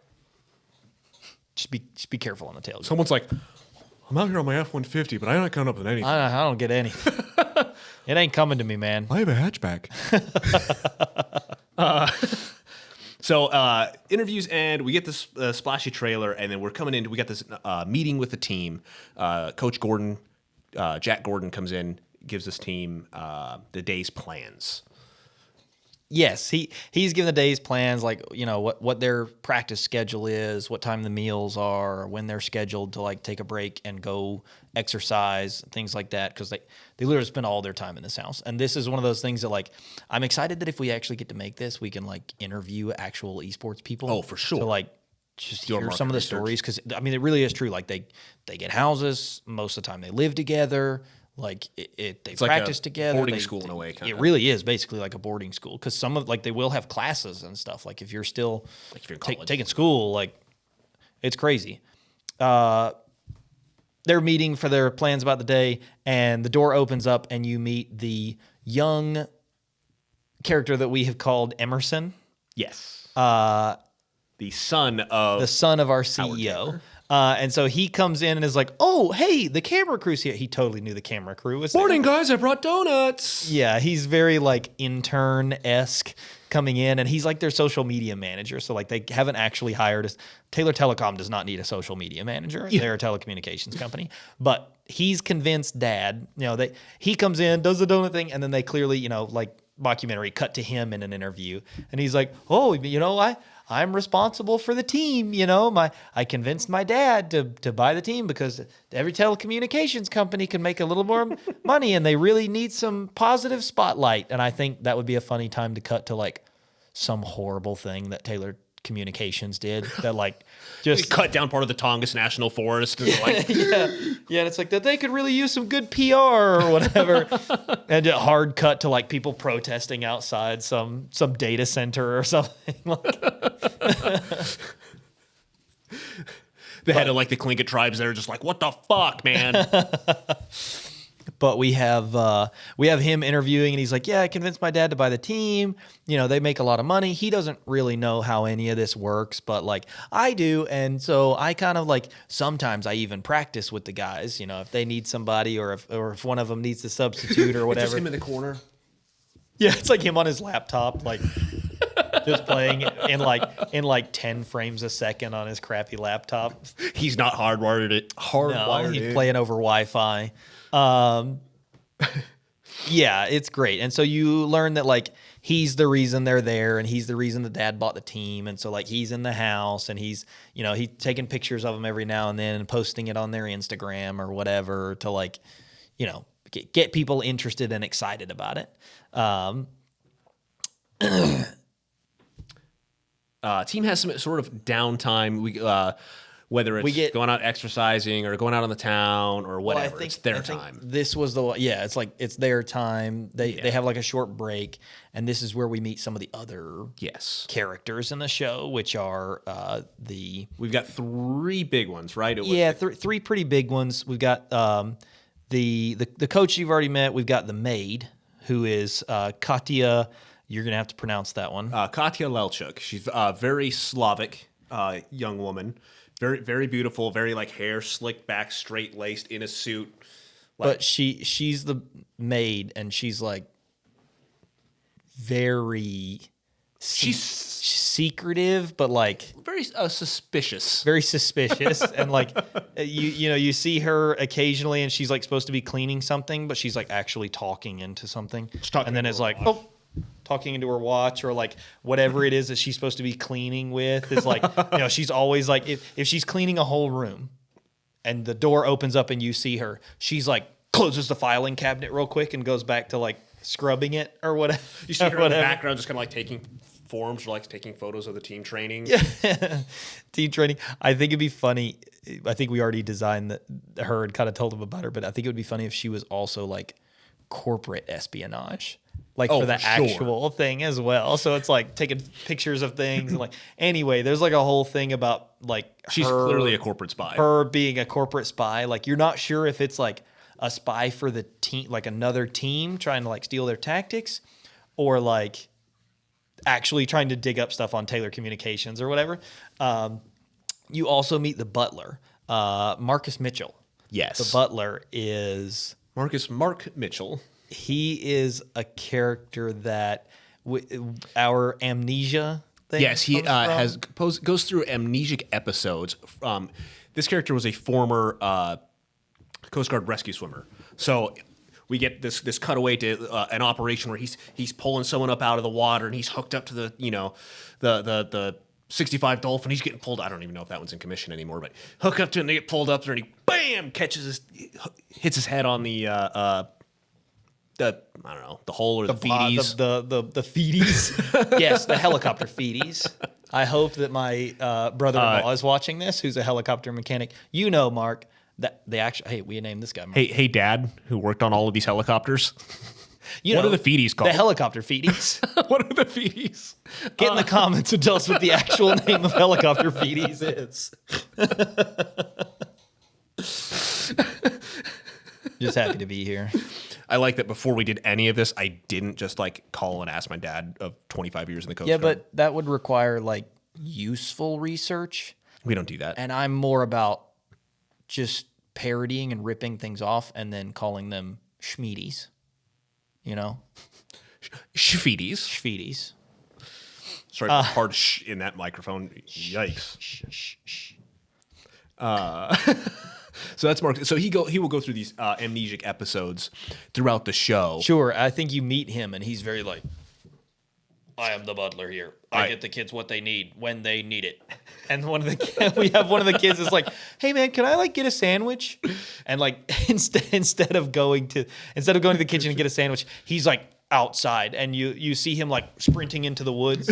And then a few minutes later you see like, or maybe like at the end of the episode or whatever, it's been like 3 days have gone by. He's shirtless, headband on, covered in blood. Headband on. Slaps the rabbit down in front of the chef. He's like handmade bread and like skins that whatever's this animal that he killed and like head of lettuce that he stole from somewhere and is like makes the perfect sandwich and brings it into one of the characters and they're like, I'm not hungry anymore, man. That was 3 days ago. Very confused cashier at the Super Bear Market store.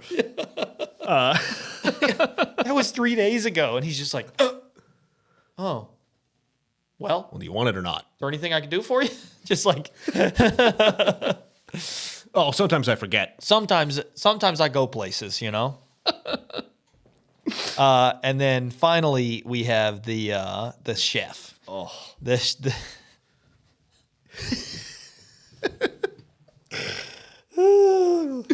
The chef's name. The chef is Annabella Position. yeah, she's a French professional chef that cooks for the team. For short, she is Annie Position. Annie Position is her name. Position. Very much fun innuendos to get to make fun of for the whole show. She is like a genuinely nice person. She's a French. Anything? She's a French chef. She does not mean to be as attractive as she is, but like you could tell all the guys are in love with her, and Like the food's terrible. Like she doesn't cook anything good. it's not anything to write home about. But it's the highlight of these guys' day because they get to sit down in front of her and watch her cook something for them, and then be like, "You like?" Yeah, It's good, no? Oui. and Kai's always like, "I love you." In Korean or whatever, and she's like, "I don't speak English. It's not very good. My English not good."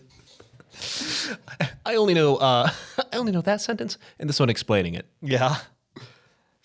After that, we have like the downtime. We have scrims, which is a shortening of the word scrimmage, which is basically what all esports people call like practice matches. Like you get a bunch of teams together and you kind of like just play amongst yourselves so that you can get experience. It's hard to practice in the same way that you would like practice a sport because, you know, you can go out and you can catch or you can run up and down the field. It's like a lot of games you can't just like load in and click around. Yeah. You actually have to play the game competitively. Like you have to load into matchmaking and get paired with other human beings to play against. So practice doesn't really work like let's run drills, you know.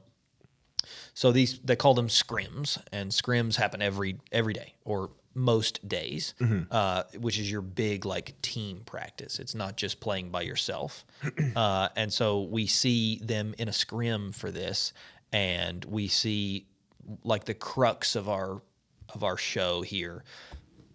If we haven't said, this is sort of like a pilot season, almost like the old Chad Powers. Chad Powers did 6 episodes. It didn't feel like a whole season, but it was like, all right, instead of just greenlighting a pilot episode, we're gonna do 6 episodes. Let's do a nice and you tight just get like a season. little mini series, and if it comes back, it comes back. This one's like 4 episodes. We're gonna do 4 episodes. You shoot those. Really would not be very expensive. Like No, you get 8 people in a room. It some is computers. Majority of the show probably takes place in a house with some computers. So like this is not an expensive. Yeah, this show is to production shoot. going, renting a house for the show, putting people up in hotels. The most and expensive thing is like a tournament, and you need a stadium. a big, not even, because their first in-person tournament would probably be just in some NPR somewhere. Just go to the some library. like multi-purpose building. Yeah, some multi-purpose building, and like 50 extras. It ain't a crazy thing. Just what is it where we take the Tile. extras, tiling, thank you. Just tile the extras around. Yeah, we just tile them. Which is, for those that don't know what that is, tiling is where we take Chad Powers, we had to do it for an entire stadium. We're at the SGU stadium. We took shot at the old 100, 200 extras, sat them all in wardrobe, and then we go, okay, cool. Boop, we shot this piece.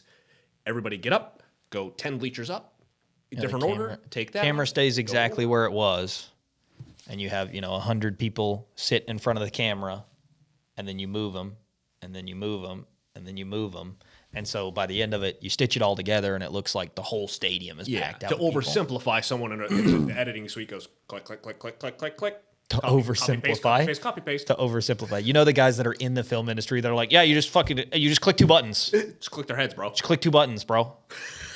I don't know why this show takes so long to come out. It takes 6 months to edit. All you got to do is, come on. My grandma does it on her iPhone all the time. My Google Pixel will just do it. I can- just hold the button down. I could get Premiere on this. Hashtag shot on iPhone. What were we talking about? Help.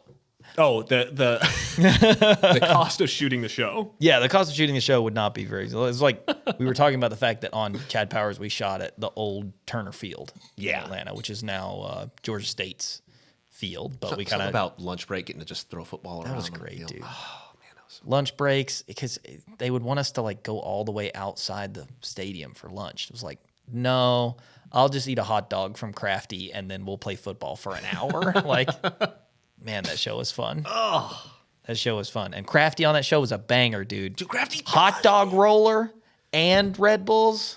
If we don't get the show, I'm gonna hear about. If we don't get a second season, I'm really not looking forward to hearing about not having a hot dog roller for the next forever. Oh, you'll hear about it. Oh, I know. I'm gonna have to buy one. I'm gonna have to buy one and put it. You need to keep one on the 48. Keep one on the 48. Anyway. Me freezing in the 48. Why aren't you running the heater? Because the glizzy roller takes too much power. Our second episode of our pilot season. Oh, I thought you were talking about Chad Powers. Anyways. This is our Hangover meets the pineapple episode from The pineapple incident How I from Met Your How I Mother. Met Your Mother. Yeah, this is like our coach. Our coach comes in who is like just clueless. Coach comes in and kicks in the door and he's like, "All right, guys, team building. We've got Truther here for the first time. He's never been to Juneau. We're gonna have a night on the town." And they're gonna pile them all in the team van and they're gonna be driving and they're just like driving the 20 minutes to You know the downtown. like old SpongeBob thing where it's like 20 minutes later. It does the like 20 minutes later. They're still driving. 45 minutes later. Still driving. They're walking. Then they're walking. Then they're on a bus. Then they get into town. But this is basically you see them like having fun. They go in a bar. There's a bar fight. They have to leave. Yes, they get to the triangle, bar fight. They get to the Viking, bar fight. They get to the Red Dog, rattling it's off empty. Juneau bars. I have a problem. Wait, sorry. No, you don't. I'm just playing. They grab Truther, stop from going in the dispensary. Yeah. Anyway, at some point, like I think after they come out of each bar, like they keep getting drunker, and you can tell like they're a little bit more every time they come out of a bar to go to another one. And then at some point, we just cut to black, and we come back in. We gotta have that. Sorry, we gotta have that snorty cam, that classic like they're partying and they're having a good time, and the camera's just like perfectly locked on with the dude's drunk face, and then it. Yes, we'll do the fallback rig. Fallback rig was fun. The fallback rig is fun. We'll do the fallback rig, and they wake up back in the house. Don't know how they got there. Back in the house, and they have scrims in like 2 hours. And it's like, they're all like, hangover, trying all their different hangover solutions, and they realize that they got scrims in 2 hours, and Tony's missing. Where's Tony at?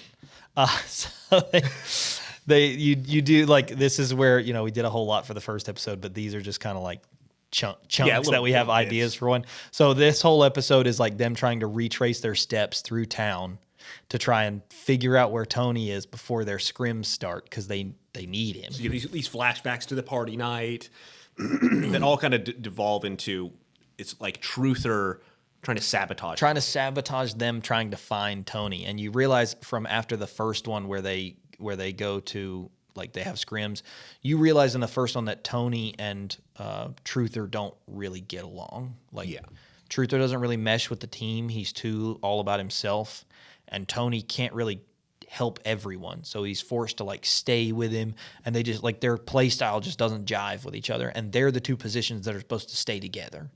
Like, it's very important that there's a relationship between those two positions, or it just will never work.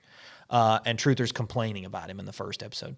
Well, in this one, you figure out that it was there's not like hard evidence that you can go, it was him, but there's this episode is going to lead you to believe that the reason that it took so long to find Tony, or the reason Tony was gone in the first place, is because Truther did it. Yeah. He wanted him to seem like he wasn't there, or he was out partying and didn't make it back to scrims in time or whatever. But the point is, they end up finding Tony on a roof, locked on a roof somewhere. All of the Hangover. Schmangover. They're not going to sue us. Their franchise is over. Bradley Cooper's not going to do another one of those. Watch the trailer come out tomorrow. Anyway, they find Tony on a roof, and he's like huddled with Kimiko, the body pillow. We're going to survive, Kimiko. We're going to survive. Huddle with me for warmth. Stay alive! You find her, and she's like frozen in half, and like the pillow breaks. He's or whatever. naked. He's got his clothes on her. And he's like, she didn't make it. She sacrificed everything for me. Anyway, episode. Kimiko, I stereo. Episode 3 is definitely the side character episode. This is where you get more information on the chef and the butler, and the team. I think is super busy preparing for the competition that's coming up. This season is all about the first season is all about building towards regionals, and then getting to nationals. Yes, so they're building up to score enough points to be able to make it into the regional tournament. The way a lot of esports work, especially not necessarily these games, but like one-on-one games like online chess or like Pokemon or whatever, is you have to compete in other tournaments. And based on how you do at those tournaments, like placement, you get a certain amount of points. So for like winning a regional tournament, you get 30 points or whatever. To qualify for a world championship, you need 200 points.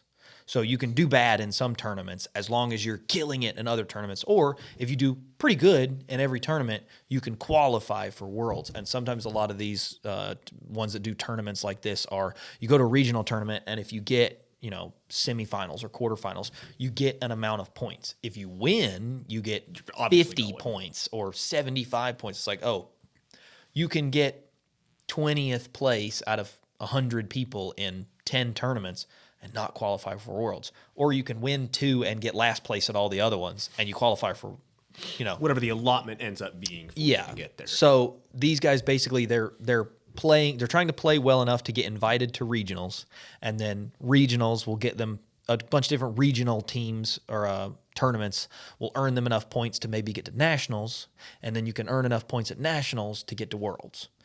This is very this is a pilot. We're looking here, not here. Yeah. This is them getting ready. They've gotten an invite to regionals, and they're trying to do well at regionals to get enough points to maybe do a nationals, or in the world's perfect way, they would get to Worlds. This is very small. This is, all right, from episode 1 to 3, we're preparing for this regional tournament. What can we do? What can we keep tight? So in this episode, they are all like very busy prepping for the competition. So you get like the goofy thing where the butler makes, something just like the sandwich, but like some weird amnesiac episode.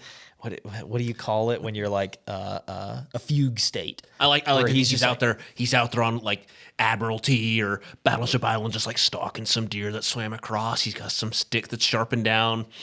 Just like some absolutely insane stuff. Or like he accidentally finds like a public pool and starts saving people that he thinks are drowning.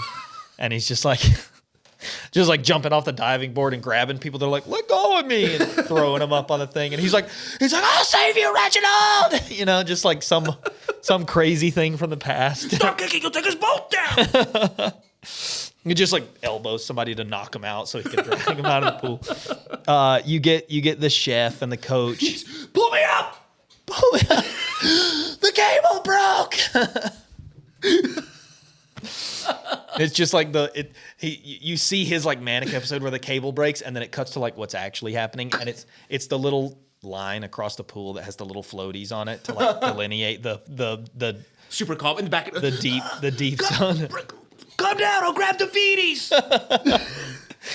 He's like, he's bleeding out. Cut to just like a kid peeing in the pool. He's like, go on me. Some kid swims by. There's another one.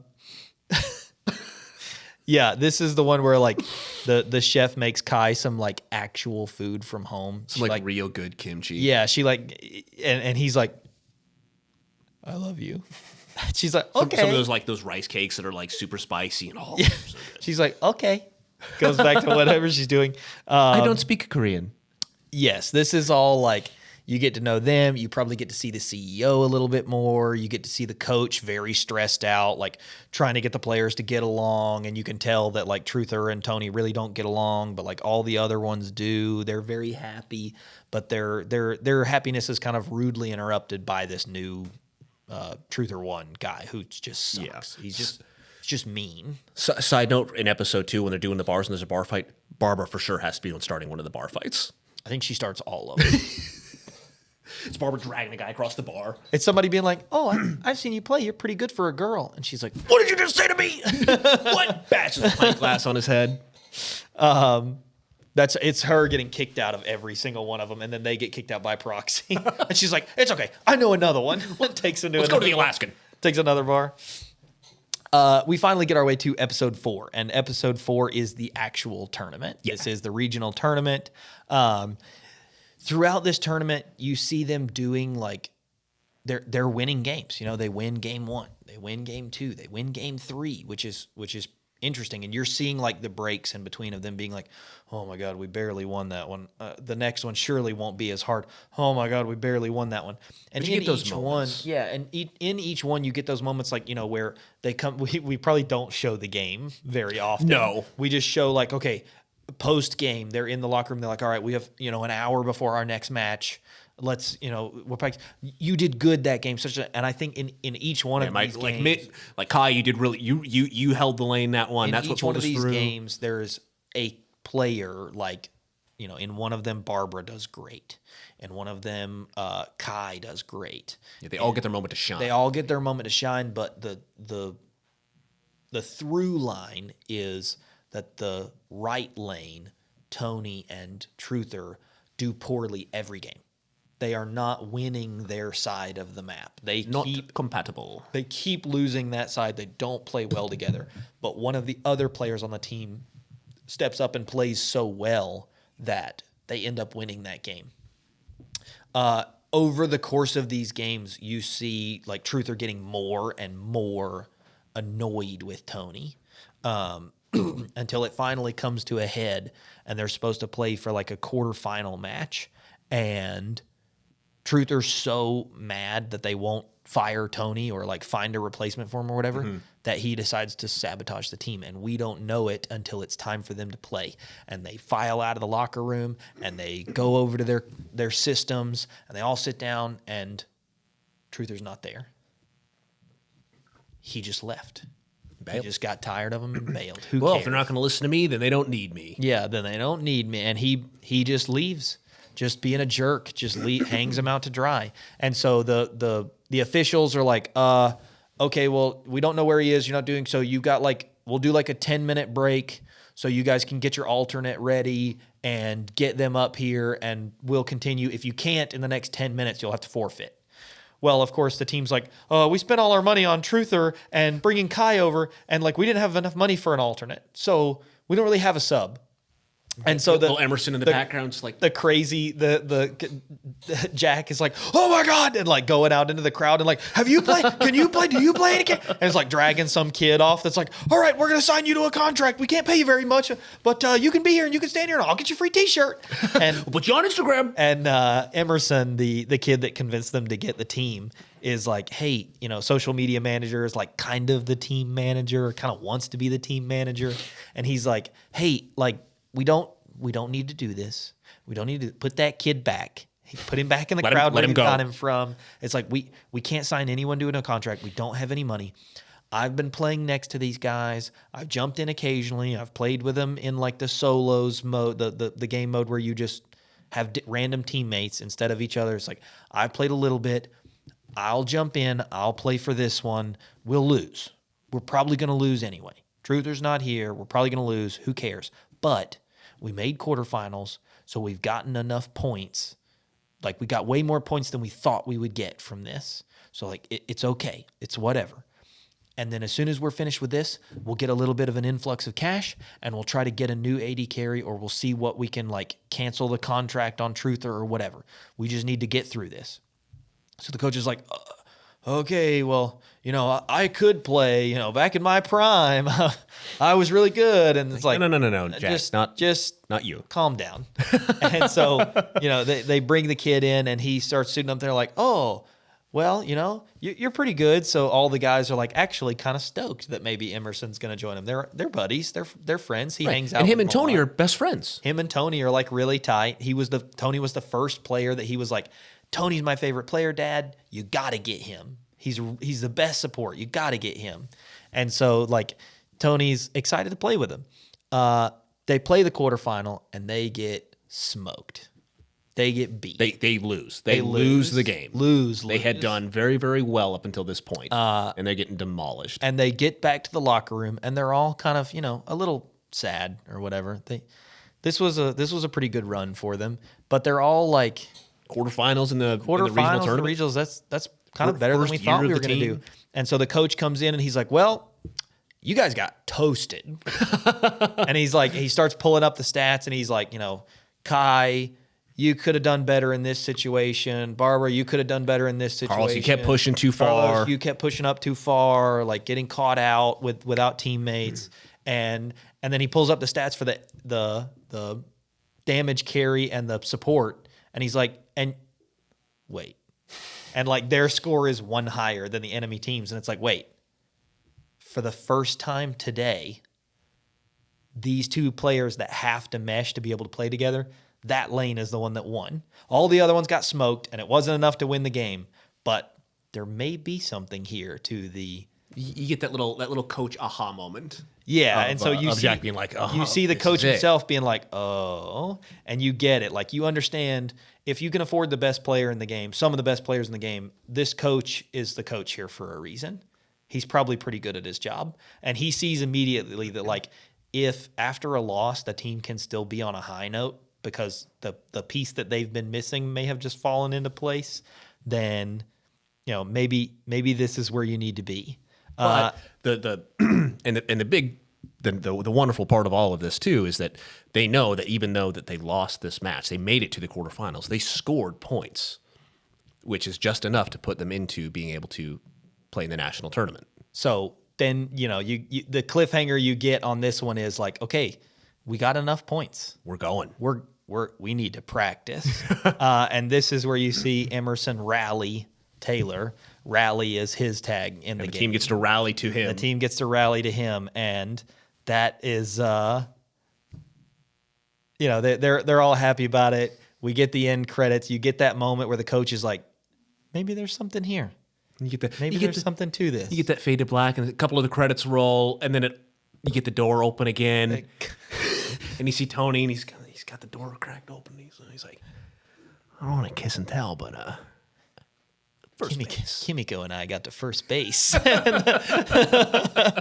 wife, and then credits roll. The waifu pillow, then roll the credits, and that's our first season there, our pilot season. Credits roll. Next to the credits is a photo of Kimiko with just with lipstick drawn on lipstick marks. There's lipstick marks on him, and he's just pushing the pillow against it.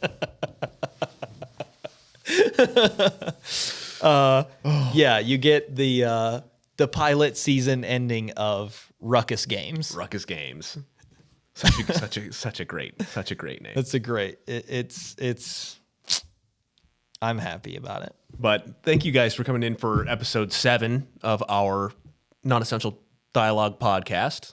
And it's happy belated Halloween. For them, yes. For them, yes. Don't forget to like and subscribe. Don't forget to rate and review us on whatever your platform you choose to listen to. Audio podcast you're utilizing. For YouTube people, hit the little notification bell, the little bell icon. We did get some questions about how, because we do these every other week, it's hard to remember every other week. Just pay us so we can do it full time. So a couple simple. of questions have come up. There is a little bell, a little reminder thing, and that will send you a notification when something comes out. Because when you subscribe, it's incredibly helpful for us. We really need that. If you want to do that, that's awesome, and we really, really appreciate it. However, that won't send you the notification that a new episode has come out. If you hit that reminder, it will, and then you can see us every other week. Yeah, it'll give you a notification when new stuff comes out, so you don't have to. I know that everyone watching this is on the edge of their seat, and the millisecond that it turns, when does this come out? Monday at like 4 a.m.? I was talking to somebody, and they have an alarm set for 4 a.m. They just every put Monday. It on. Some people just put it in their ears and listen to us to try and go to bed at night because we're so soothing. Yeah, looking at you, Mark. Hey, girl. Totally fine. Totally acceptable. Thank you for listening to everybody who is around. And please go watch Chad Powers. It's awesome. Yeah. If you want more Chad Powers stories, please put it in the comments. Yeah, we'll tell more Chad Powers stories. We'd love to do just like a chat about general. Chat about Chat about Chad. That sounds like it should be, like The Walking Dead had The Talking Dead. I think Chad Powers should have Glenn, call us. Should have chat about Chad. Chatting with Chad. Yeah, chatting with Chad's good. See, this is why. This is why we should be consulted on everything. No, because when they actually make it, it'll be on our show, so then they'll have to say chatting with Shad. Chatting with Shad. And on that note, we'll see you guys 2 weeks from now. Thank you.